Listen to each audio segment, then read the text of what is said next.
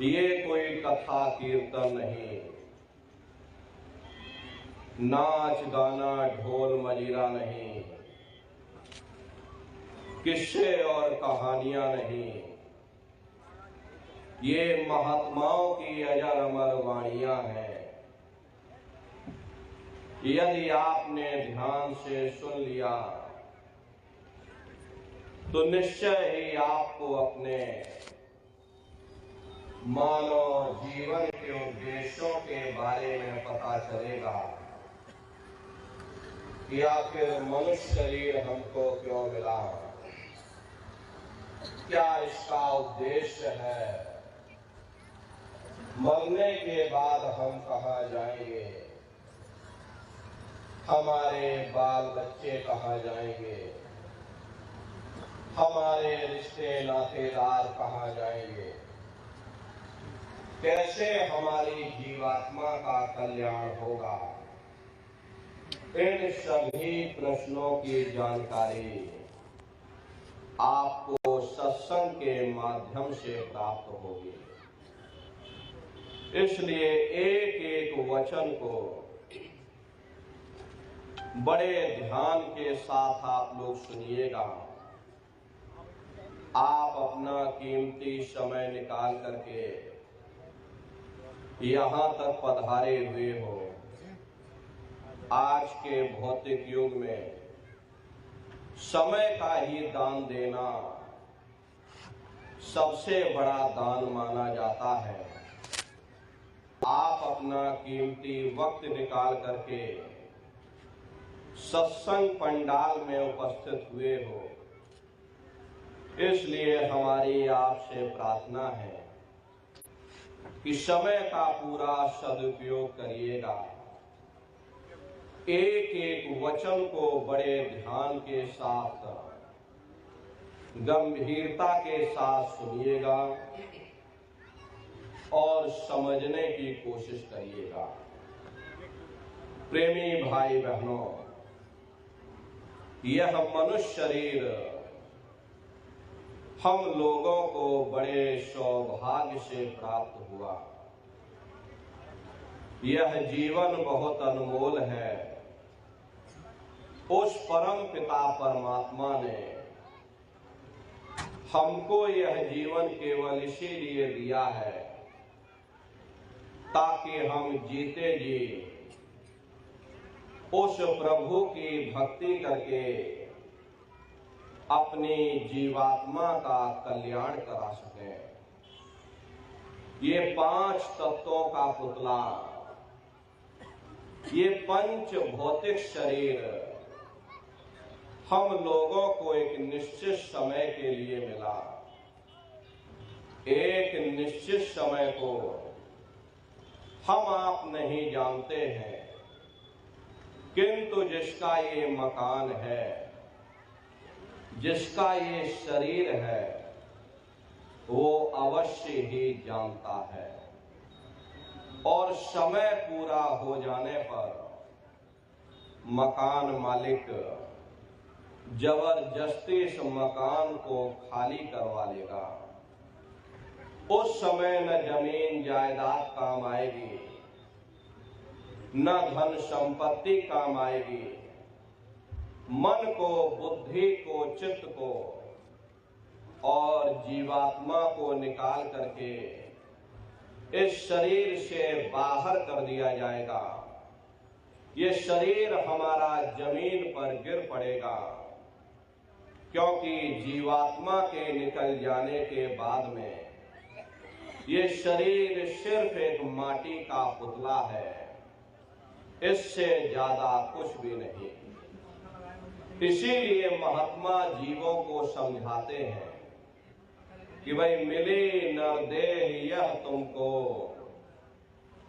बनाओ काज कुछ अपना, पचो मत आए इस जग में, जानियो रैन का सुपना। प्रेमी भाई बहनों, जैसे रात में हम लोग स्वप्न देखते हैं, हालांकि उस समय पर हमें स्वप्न सच मालूम पड़ता है, असली प्रतीत मालूम होता है, लेकिन जब हम सुबह उठते हैं, जब हमारी आंखें खुलती हैं, तब हमें होश आता, नहीं भाई हम तो स्वप्न देख रहे थे, ये सब भ्रम है।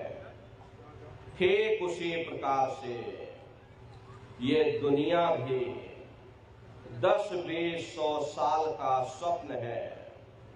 अब आप कहोगे हम जाग रहे, परंतु प्रेमी भाई बहनों, ऐसा हरगिज नहीं है।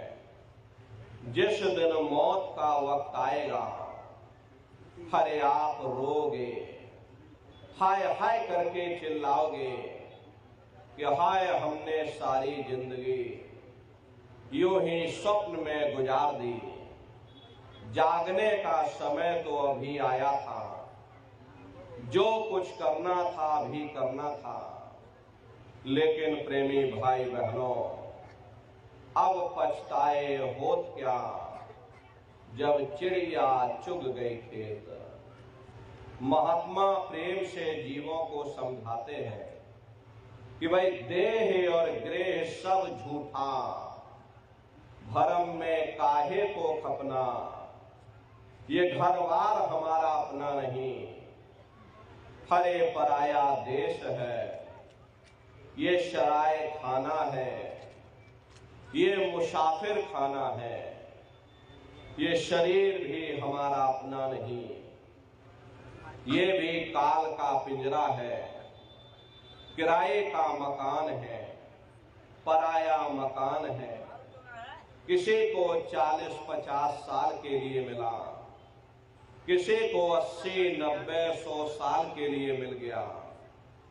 जितने जितने श्वास उस मालिक ने बख्शे हैं, उसे भुगतने के बाद में हमें शरीर को यहीं छोड़ जाना। श्वास दुधारा नित ही जारी, एक दिन खाली चाम। हरे प्रेमी भाई बहनों, एक तालाब पानी से चाहे कितना भी क्यों ना भरा हो, आप एक छोटी सी नाली काटकर खोल दीजिए, छोटा सा छेद कर दीजिए, तो सारा पानी ही तालाब से बाहर निकल जाएगा। ठीक उसी प्रकार से हमारा ये शरीर भी श्वासों का भंडार है। जब तक श्वासों का भंडार जारी है, हम दुनिया के काम काज में फंसे हुए, दुनिया के कारोबार में उलझे हुए। लेकिन जिस वक्त ये श्वासों का भंडार खाली होगा, हरे टेलीफोन खड़क जाएंगे, तार पहुंच जाएंगे, संदेश पहुंच जाएंगे, सब रिश्ते नातेदार, सब कुटुंब परिवार वाले, सब अड़ोस पड़ोस वाले मिनटों सेकंडों में इकट्ठा हो जाएंगे। हरे प्रेमी भाई बहनों, जिस शरीर से तुम इतना प्रेम किया करते थे, उसे कोई एक रात भी घर में रखने को तैयार नहीं होता। कंधों पर लटका करके शमशान भूमि पर छोड़ करके आ जाते। हिंदू लोग तिनका तोड़ाते, जैसे तिनका टूट गया, तेरा मेरा रिश्ता नाता टूट गया। मुसलमान, सिख या ईसाई लोग खाक की मिट्टी कब्र में डाल देते कि जो मेरे लिए खाक की मिट्टी है, वह मेरे लिए तू है। अब बताओ प्रेमी भाई बहनों, जिन रिश्ते नातेदारों के खातिर, जिन कुटुंब परिवार वालों के खातिर आपने सारी जिंदगी गुजार दी, इतना इतना कष्ट सहा, इतनी इतनी मुसीबतें सही, सबने मिनटों सेकंडों में आपसे रिश्ता नाता तोड़ दिया। महात्मा कहते हैं कि भाई कुटुंब परिवार मतलब का बिना धन पास नहीं जाए। ये रिश्ते नातेदार, ये कुटुंब परिवार वाले, ये सब स्वार्थ के संगी साथी हैं। हरे प्रेमी भाई बहनों, आज तुम्हारी जेब में पैसा है तो सब जैसे तैसे तुमसे रिश्तेदारियां कायम कर लेंगे।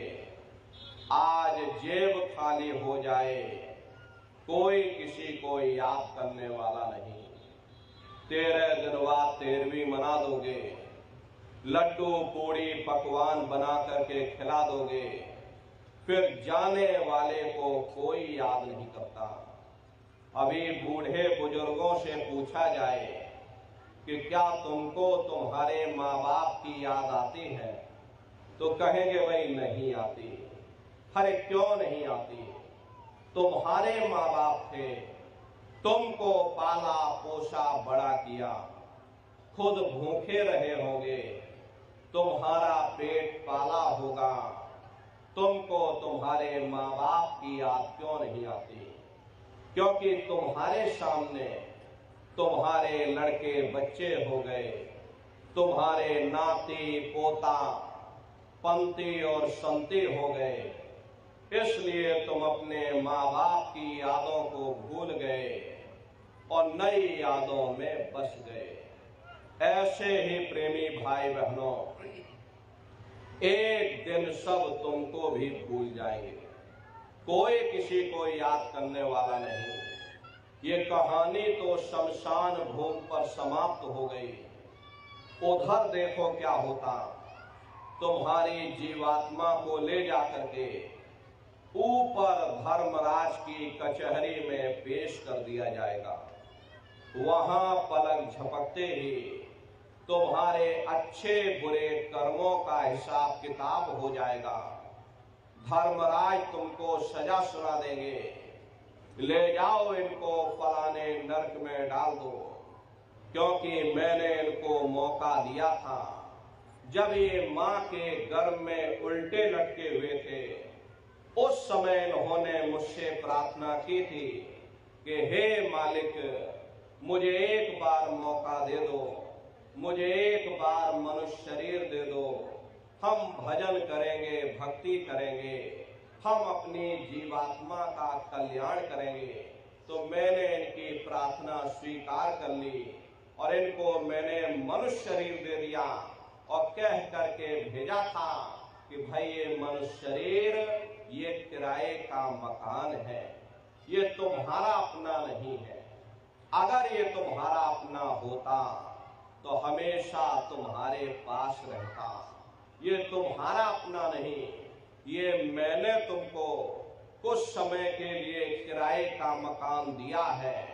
हाँ, तुम अपनी जीवात्मा को मेरे किराए के मकान में बैठा करके मालिक की भक्ति करके अपनी जीवात्मा का कल्याण करा लेना।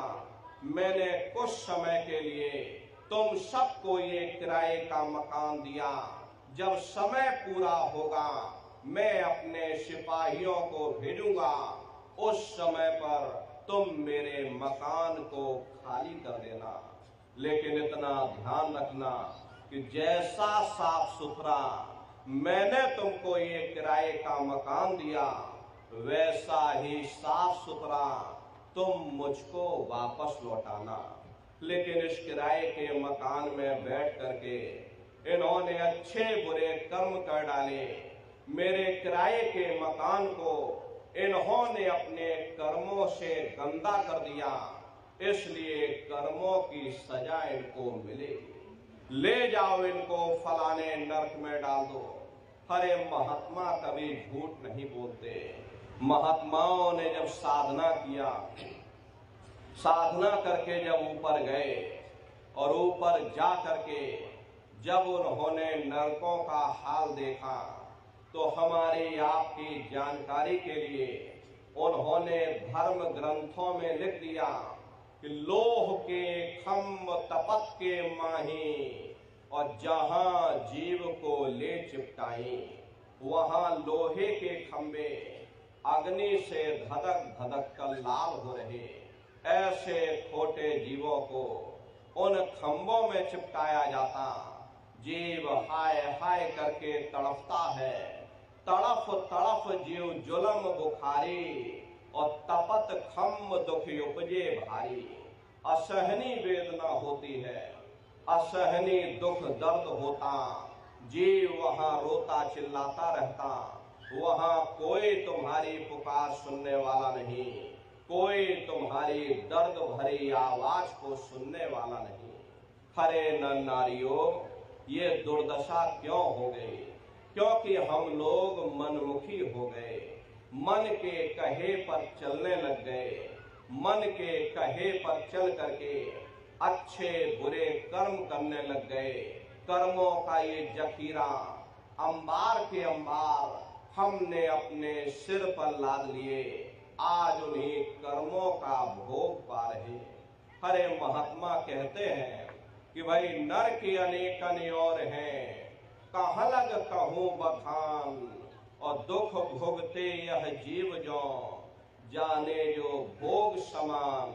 कहते भाई एक नरक नहीं, ऐसे वहां अनेकों अनेक नरक बने हुए, अलग अलग खोटे पाप कर्मों के वहां पर अलग अलग नरक बने हुए। ये जीव अपने कर्म के अनुसार अनंतों अनंत युगों तक, वर्षों की बात नहीं कर रहे, अनंतों अनंत युगों तक जीव नरकों की यातनाएं भोगता रहता।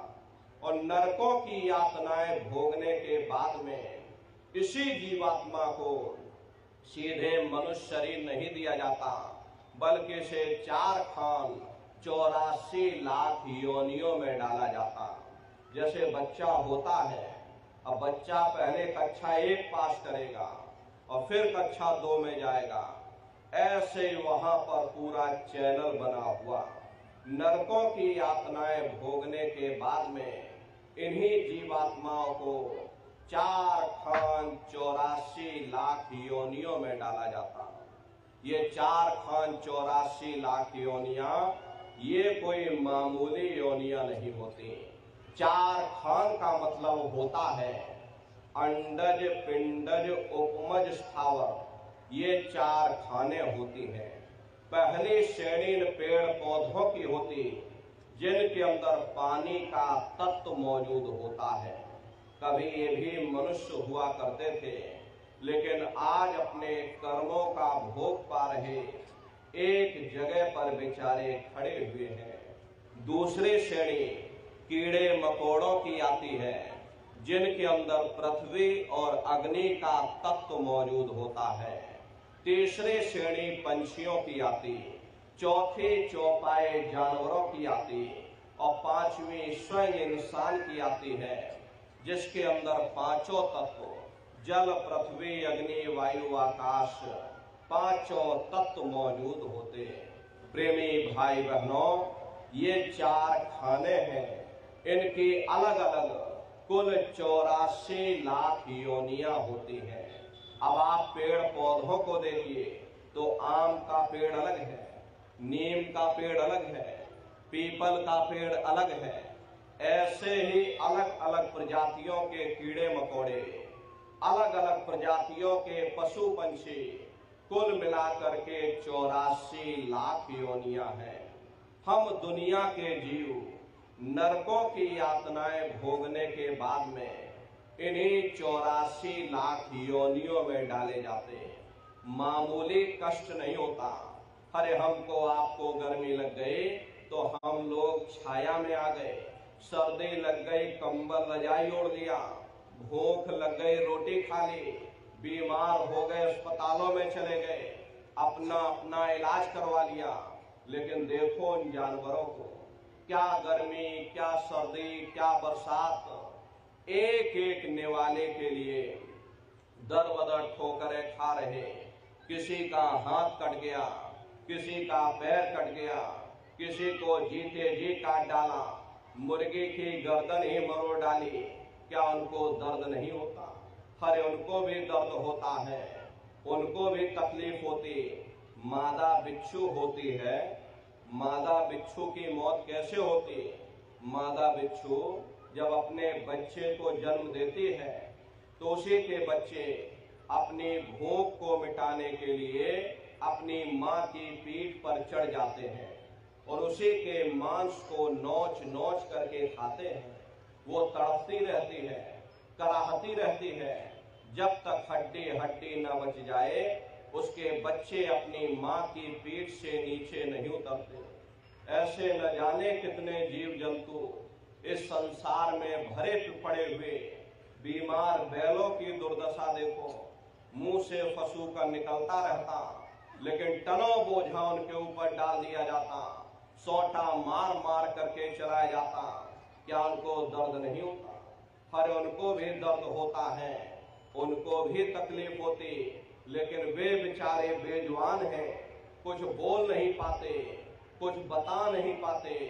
हम लोगों के अंदर जुबान है, हम लोग बोल बता देते, वे सिर्फ रोते और चिल्लाते रहते। कौन उनकी पुकार सुनने वाला? कौन उनकी दर्द भरी आवाज को सुनने वाला? कौन सी अदालत में जाकर के वे बेचारे दरवाजा खटखटाएं? कौन मजिस्ट्रेट उनकी फरियाद को सुनेगा? हरे प्रेमी भाई बहनों, कोई सुनने वाला नहीं। हरे कई जन्म भय कीट पतंगा, कई जन्म भय मीन कुरंगा, कई जन्म पंखी सर्प कोयो, कई जन्म है वर वृक्ष जोयो, मिल जगदीश मिलन की वरिया, चिरंकार यह देश सजरिया। करोड़ों करोड़ युगों से नरकों की यातनाएं भोगने के बाद फिर हम लोगों को कभी कीड़े पतंगों की योनि में, कभी पेड़ पौधों की योनि में, तो कभी पशु और पंछियों की योनि में डाला जाता। प्रेमी भाई बहनों, 84 लाख योनियों की सबसे जो आखिरी योनि होती है वो गाय और बैल की योनि होती। गाय स्त्री का रूप लेती है और बैल पुरुष का रूप लेते हैं। ये 84 लाख योनियों की सबसे आखिरी योनि यानी कि अंतिम पायदान होता। उसके बाद तब जाकर के हम लोगों को दोबारा फिर से मनुष्य शरीर प्राप्त होता। इसीलिए कहा गया, बड़े भाग्य मानुष तन पाया, कोट जन्म जब भटका खाया, कोटान कोट जन्म जन्मांतरों तक अलग अलग योनियों में भटकने के बाद में तब बड़े सौभाग्य से हम लोगों को ये मनुष्य शरीर प्राप्त हुआ।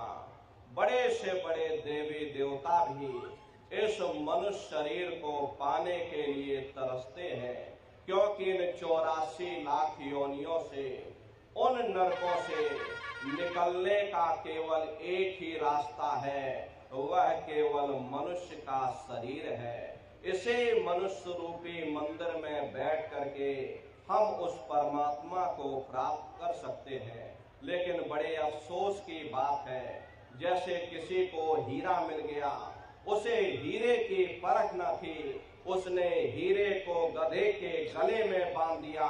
ठीक उसी प्रकार से ये मनुष्य शरीर उत्तम से उत्तम है, लेकिन इंसान इसकी कद्र नहीं करता।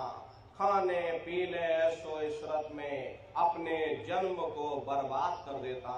महात्मा प्रेम से जीवों को समझाते हैं, वे बड़े सौभाग्य से तुमको ये मनुष्य शरीर मिल गया, तुमको ये मौका मिल गया, इस मनुष्य रूपी मंदिर में बैठ करके तुम उस परमात्मा को प्राप्त कर सकते हो। प्रेमी भाई बहनों, इसीलिए संतों महात्माओं ने इस पंच भौतिक शरीर को सच्चा हरि मंदिर कह करके याद किया कि हरि मंदिर यह शरीर है और ज्ञान रतन प्रकट हुए। ये असली हरि मंदिर है। जब भी वो मालिक मिलेगा, इसी हरि मंदिर के अंदर मिलेगा। इसी पंच भौतिक शरीर को ईसा मसीह साहब ने टेम्पल ऑफ लिविंग गॉड यानी जिंदा ईश्वर का मंदिर कहा। इसी पंच भौतिक शरीर को गुरु नानक साहब ने नर नारायणी देह कहकर याद किया। ये वो देह है जिसमें नारायण स्वयं विराजमान है। इसे पंच भौतिक शरीर को मुसलमान फकीरों ने कुदरती काबा कहकर याद किया। ये असली कुदरती काबा है। खुदा का दीदार जब भी होगा इसी कुदरती काबे के अंदर जाकर होगा। बाहर से आज तक न कभी किसी को परमात्मा मिला, न भविष्य में कभी मिल सकता। परमात्मा जब भी मिलेगा तुम्हें तुम्हारे अंदर मिलेगा। यही कबीर साहब ने कहा कि जो तिल माही तेल है, जो चकमक में आ तेरा साईं तुझ में, और जाग सके तो जाग। जिस तरह से तिल में तेल होता है, पत्थर में अग्नि होती है, ठीक उसी तरह से वो मालिक हर एक के घट घट में, हर एक के वजूद के अंदर बैठा हुआ। यही संत भीखा साहब ने फरमाया कि भाई भीखा भूखा को नहीं, सबकी गठरी लाल, और गिरह खोल नहीं जानसी, ताते भय कंगाल। यानी उस परमात्मा ने इस शरीर के अंदर कोई कमी नहीं रखी, सबके अंदर नाम रूपी अमोलक दौलत रखी हुई। यही आपकी धर्म पुस्तकों में भी लिखा कि अरे मोको का ढूंढे रे बंदे, मैं तो तेरे पास में, और ना तीरथ में ना मूरत में, मैं तो हूँ विश्वास में। ना मैं तीरथ में मिलूंगा, ना मैं मूरत में मिलूंगा, ना मैं ग्रंथों में मिलूंगा, ना मैं पोथियों में मिलूंगा, ना मैं किताबों में मिलूंगा। मैं जब भी मिलूंगा तुम्हें तुम्हारे अंदर मिलूंगा। हरे प्रेमी भाई बहनों, अगर खाना बनाने की किताब सारे दिन बैठ करके आप पढ़ते रहोगे कि खाना ऐसे बनता है और खाना वैसे बनता है, खाने में नमक डाला जाता है, खाने में तेल डाला जाता, आप पूरी रात पूरे दिन बैठ करके पढ़ते रहो तो कभी तुम्हारा पेट नहीं भर सकता। जब तक आप खाना बनाओगे नहीं, उसे खाओगे नहीं, कभी तुम्हारा पेट नहीं भर सकता। हम वेदों की निंदा नहीं करते, हम ग्रंथों की निंदा नहीं करते, हम गीता कुरान बाइबल की निंदा नहीं करते। हरे वेद शास्त्र गीता कुरान बाइबल कहती है कि भाई मनुष्य के अंदर अंड खंड ब्रह्मांड है, स्वयं वह परमात्मा इसके अंदर बैठा। चलो अंदर चलो, अंदर चल करके उस परमात्मा का दर्शन दीदार करो। अब सवाल ये उठता है भाई आखिर हम अपने अंदर जाकर के उस परमात्मा का दर्शन कैसे करेंगे? तो इसके लिए संतों महात्माओं ने केवल 3 साधन बताए। साधन 3 सारण वर्णे, और साधन सब थोते मान। इस कलयुग में उस मालिक को पाने के लिए संतों महात्माओं ने केवल 3 साधना बताई। पहला है सुमरन, दूसरा है ध्यान, और तीसरा है भजन। सुमरन कहते उस मालिक को याद करना, ध्यान कहते हैं दृष्टि को